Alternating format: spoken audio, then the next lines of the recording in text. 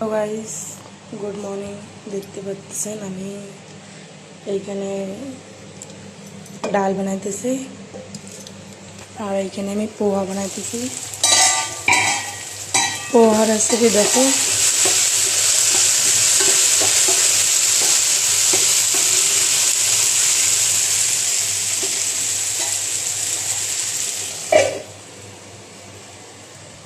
এখানে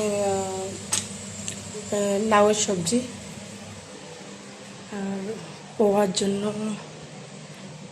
এই যে চিড়ে ধোয়া লাগে, চিড়ে ধুয়ে রাখা লাগে।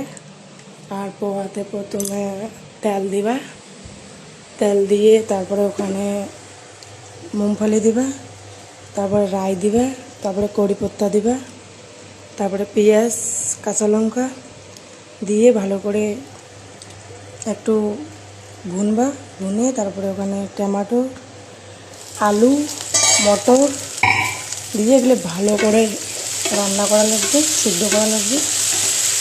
তারপরে চিড়েটা এখানে দেওয়া লাগবে, তারপরে হলুদ, একটু লবণ,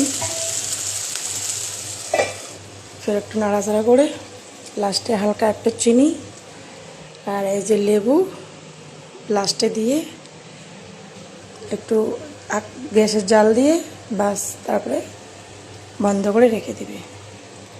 বাই বাই।